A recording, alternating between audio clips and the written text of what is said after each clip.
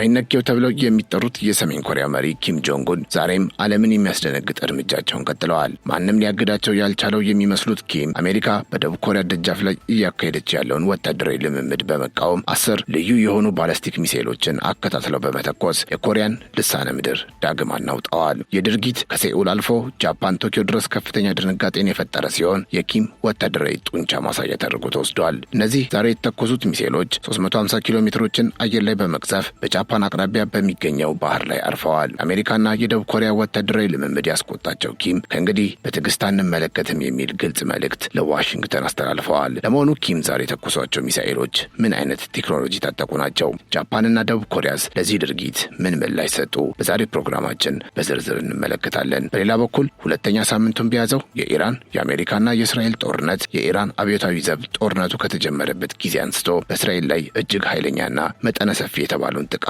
መፈጸሙን አስታውቋል። ጥቃቱ ያነጣጠረው የእስራኤል ወታደራዊ መሪዎች ተሸሽገውባቸዋል ተብለው በሚታመኑ ከ10 በላይ ቦታዎች ላይ መሆኑን ገልጿል። በዚህ ጥቃት ላይ ኢራን ከዚህ ቀደም ከነበሩት በተጨማሪ አዳዲስ ሚሳኤሎችን መጠቀሟም ተሰምቷል። እስራኤል በበኩሏ በመሪዎች ላይ ደረሰ የተባለውን ጥቃት ያስተባበለች ሲሆን በኢራን ላይ የምታደርሰውን ጥቃት አጠናክራ እንደምትቀጥል አስታውቃለች። ለኢራን ሕዝብም ማስጠንቀቂያ መላኳ ታውቋል። ስለዚህ ጉዳይ የምናደርሳችሁ መረጃ ይኖራል። በመጨረሻም ባልተለመደ ሁኔታ ሐማስ ኢራን እያደረሰች ያለውን ጥቃት እንድታቆም የሚጠይቅ መግለጫ ያወጣበትን መረጃ እናደርሳችኋለን። በኢራን ይደገፋል የሚባልለት ሐማስ ይህ አይነቱን መግለጫ ማውጣቱ ብዙዎችን እያስገረመ ሲሆን ለመሆኑ ምን አለ የሚለውን በመረጃ ሰዓታችን አካተናል። በዛሬው የመረጃ ሰዓታችን እነዚህንና አዳዲስ ጉዳዮችን የምናስደምጣችሁ ይሆናል። እናንተ ብቻ ቻናላችንን ሰብስክራይብ፣ ይህን ቪዲዮ ላይክ እንድታደርጉም በአክብሮት እንጠይቃችኋለን። ካፍታ ቆይታ በኋላ ተመልሰን እንገናኝ።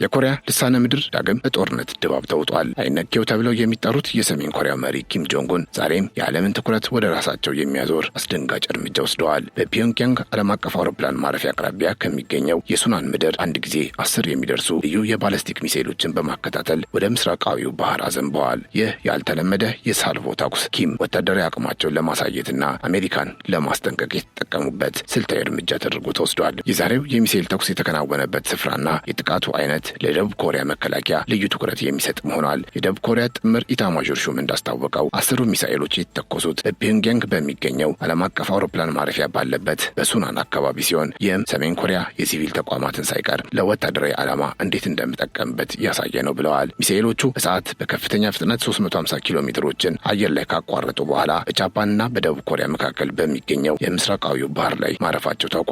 ይህ ርቀት ሰሜን ኮሪያ በደቡብ ኮሪያ ውስጥ የሚገኙ ማናቸውንም ስልታዊ ወታደራዊ ጣቢያዎች በደቂቃዎች ውስጥ ማውደም እንደምትችል ማሳያ ተደርጎ ተወስዷል። ኪም ጆንግ ኡን ይህንን እርምጃ የወሰዱት አሜሪካና ደቡብ ኮሪያ ፍሪደም ሺልድ የተሰኘውንና ለ11 ቀናት የሚቆየውን ግዙፍ ወታደራዊ ልምምድ በማካሄድ ላይ ባሉበት ወቅት ነው። ሰሜን ኮሪያ እነዚህን ልምዶች እንደ ተራ ወታደራዊ ልምምድ ሳይሆን አገሪቱን ለመውረር የሚደረግ ሙከራ አድርጋ ስለምትቆጠር በከፍተኛ ቁጣ ምላሽ ሰጣለች። ለዚህ ቁጣ ትልቅ ማገዶ የሆነው ደግሞ የኪም ጆንግ ኡን ተደማጭ እህት ኪም ዮ ጆንግ ያስተላለፉት ማስጠንቀቂያ ነው። ኪም ዮ ጆንግ ዋሽንግተንና ሴኡልን ደፋርና አመፀኛ ዓለም አቀፍ ወሮበሎች ሲሉ የጠሩ ሲሆን በዓለም ላይ ጦርነቶች እየተስፋፉ ባሉበት በዚህ ወቅት የሚደረግ ማንኛውም ወታደራዊ ትንኮሳ አስከፊና የማይቀለበስ መዘዝ እንደሚያስከትል ዝተዋል። ይህ ንግግር ፒዮንግያንግ ከዲፕሎማሲ ይልቅ ወደ ኃይል አማራጭ እያዘነበለች መሆኗን በግልጽ የሚያሳይ ነው ተብሏል። የጃፓን መንግስትም ቢሆን ለዚህ ድርጊት ምላሽ ሰጥቷል። የሀገሪቱ መከላከያ ሚኒስትር ሺንጂሮ ኮይዙሚ እንደገለጹት ሚሳኤሎቹ ያረፉት የጃፓን ልዩ የኢኮኖሚ ቀጠና ወይም ኤክስክሉዚቭ ኢኮኖሚክ ዞን ተብሎ ከሚጠራው ክልል ውጭ ቢሆንም ድርጊቱ ግን ፍጹም ተቀባይነት የሌለውና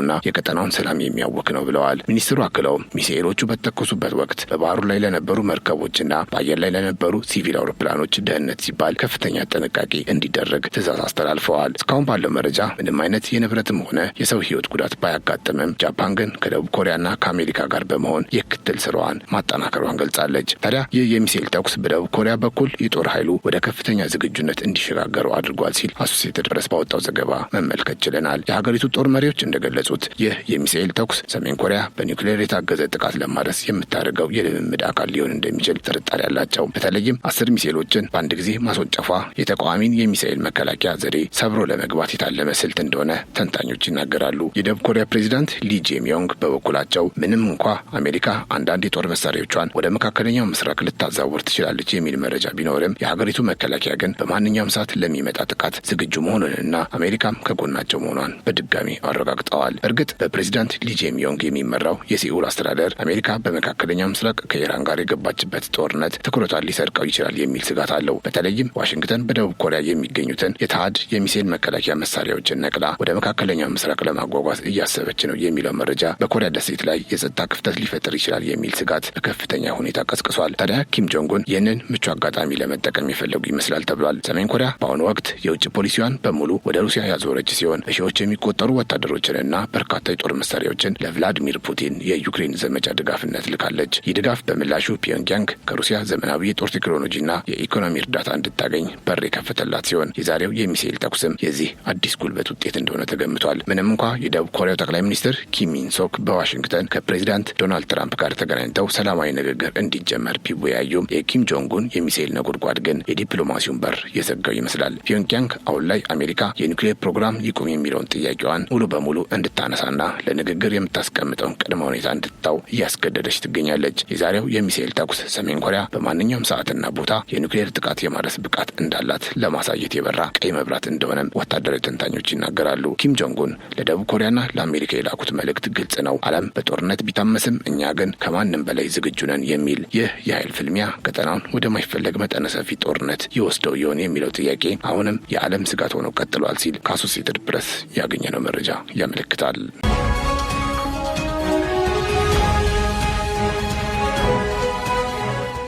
ወደ መካከለኛ ምስራቅ ጦርነት እናምራ። የኢራን አብዮታዊ ዘብ ባወጣው መግለጫ በእስራኤል ላይ እስካሁን ከተሰነዘሩት ጥቃቶች ሁሉ እጅግ ኃይለኛና መጠነ ሰፊ የተባለውን የሚሳኤል ድብደባ መፈጸሙን ይፋ አድርጓል። ጥቃቱ በተለየ ሁኔታ ያነጣጠረው የእስራኤል ከፍተኛ ወታደራዊና የደህንነት መሪዎች ተሸሽገውባቸዋል ተብለው በሚታመኑ ከ10 በላይ ስልታዊ ቦታዎች ላይ መሆኑ ተገልጿል። ኢራን ለዚህ ጥቃት ሆራምሻር፣ ሃይፐርሺካን፣ ኢማድና ቃድር የተባሉ እጅግ ዘመናዊና አጥፊ የባለስቲክ ሚሳኤል አይነቶችን የተጠቀመች ሲሆን ይህም የቴህራን ወታደራዊ ክንድ ምን ያህል ርቀት መጓዝ እንደሚችል ለዓለም ያሳየችበት አጋጣሚ ሆኗል ተብሏል። በአየር ላይ በሚደረገው ፍልሚያም ቢሆን ባለፉት 48 ሰዓታት ውስጥ ብቻ 5 የአሜሪካ ድሮኖችን መጥቶ መጣሉን የገለጸው የኢራን ጦር አብዮታዊ ዘቡ በፋርስ ግዛትና በታብሪዝ የጣላቸውን MQ-9 የተባሉ የአሜሪካ ሰራሽ ድሮኖችን ጨምሮ እስካሁን በድምሩ 111 ድሮኖችን መጥቶ መጣሉን አስታውቋል። ይህ ቁጥር ኢራን የአየር ክልሏን ለመከላከል ያላትን አቅም እያሳደገች ነው የተባለ ሲሆን አካባቢው እየበረሩ ያሉ የአሜሪካና የእስራኤል ድሮኖች ኢላማ ውስጥ መግባት መጀመራቸውን ያሳያል አጋጣሚ ተደርጎ ተወስዷል። ከዚህ ጋር ተያይዞ በመካከለኛው ምስራቅ ያለው ውጥረት ወደ አደገኛ ምዕራፍ መሸጋገሩን የኢራን መንግስት መገናኛ ብዙሃን እየዘገቡ ይገኛሉ። የእስላማዊ አብዮታዊ ዘቡ ዛሬ 48ኛውን የጥቃት ማዕበል በእስራኤል ላይ የከፈተ ሲሆን ይህ መጠነ ሰፊ ጥቃት በሊባኖስ ከሚንቀሳቀሰው ሂዝቦላ ጋር በቅንጅት የተፈጸመ መሆኑ ታውቋል። የዚህ የተቀናጀ ጥቃት ዋነኛ ዓላማ የእስራኤልን የአየር መከላከያ አቅም መፈተንና ስልታዊ ቦታዎችን ማውደም እንደሆነ ተነግሯል። ነገር ግን በሊባኖስ በኩል ሂዝቦላ ሮኬቶችን ወደ እስራኤል ለማስወንጨፍ በዝግጅት ላይ እያለ የእስራኤል አየር ኃይል ቀድሞ እርምጃ በመውሰድ በደቡባዊ ሊባኖስ የሚገኝ የቡድኑን የጦር መሳሪያ ማከማቻና ታጣቂዎቹን ማጥቃቱን የሀገሪቱ ጦር ባወጣው መግለጫ አረጋግጠዋል። ፍጥጫው በዚህ ብቻ ሳይወሰን እስራኤል በኢራን ምድር ላይ ለምትወስደው እርምጃ ያልተለመደና ጥብቅ ማስጠንቀቂያ ለኢራናውያን አስተላልፋለች። የእስራኤል ጦር በምዕራባዊ ኢራን በምትገኘው ታብሪዝ ከተማ የሚኖሩ ዜጎች በኢንዱስትሪ አካባቢዎች የሚገኙ መኖሪያዎቻቸውን በአስቸኳይ ለቀው እንዲወጡ አሳስበዋል። የእስራኤል አየር ኃይል ጥቃት የሚፈጸምባቸውን ስፍራዎች የሚያሳይ ካርታ ጭምር በማሰራጨት በቀጣይ ሰዓታት ውስጥ በኢራን ወታደራዊ መሰረተ ልማቶች ላይ ጥብቅ እርምጃ እንደሚወስድ ይፋ አድርጓል። ይህ ማስጠንቀቂያ እስራኤል በኢራን ግዛት ውስጥ ዘልቃ ለመግባትና ስልታዊ ቦታዎችን ለማውደም ያላትን ቁርጠኝነት የሚያሳይ ሲሆን በታብሪዝ ከተማ የሚኖሩ ነዋሪዎች ለደህንነታቸው ሲሉ አካባቢውን በአስቸኳይ እንዲለቁ ተደጋጋሚ ጥሪ ቀርቧል ተብሏል። ይህ የእስራኤል ማስጠንቀቂያና የኢራን ተከታታይ ጥቃት በቀጠናው ያለውን ስጋት እጅግ አሳሳቢ ደረጃ ላይ አድርሶታል። እስራኤል በበኩሏ ጥቃቱ በመሪዎቿ ላይ ያደረሰው ጉዳት የለም በሚል የኢራንን መግለጫ ብታስተባብልም በኢራን ላይ የምታደርሰውን የአየር ድብደባ ግን አጠናክራ እንደምትቀጥል ዝታለች። ይህ በሁለቱም ወገን ያለው ፍጥጫ በጦርነት አውድማው ላይ ከፍተኛ መስዋዕትነት እያስከፈለ ባለበት ሰዓት ነው እንግዲህ የሁሉንም ትኩረት የሳበና ያልተጠበቀ መረጃ ከሐማስ በኩል የወጣው። በተለምዶ የኢራን የቅርብ ወዳጅና አጋር ተደርጎ የሚወሰደው ፊሊስጤማዊ ታጣቂ ቡድን ሐማስ ባልተለመደ ሁኔታ ኢራን በጎረቤት ሀገራት ላይ የምትፈጽመውን ጥቃት በአስቸኳይ እንድታቆም ጥሪ አቅርቧል። ሐማስ በቴሌግራም ገጹ ባሰራጨው መግለጫና ቢቢሲ በዘገበው መረጃ በአሁኑ ወቅት በአሜሪካ እስራኤልና በኢራን መካከል እየተካሄደ ያለው ፍልሚያ በጣም አሳሳቢ መሆኑን ገልጾ ሁኔታው የቀጠናውን ብቻ ሳይሆን የዓለምን ሰላምና መረጋጋት አደጋ ላይ የሚጥል መሆኑን ገልጿል። ሐማስ ሀገራትና ዓለም አቀፍ ድርጅቶች ጣልቃ በመግባት ይህ እሳት እንዲቆም ጥረት እያደረጉ የጠየቀ ሲሆን አሜሪካና እስራኤል በኢራን ላይ የሚፈጽሙት ጥቃት ዓለም አቀፍ ሕግን የሚጥስ መሆኑን ቢጠቅስም አጋሩ ኢራንንም ከጥቃት እንድትቆጠብ መጠየቁ ግን በፖለቲካ ተንታኞች ዘንድ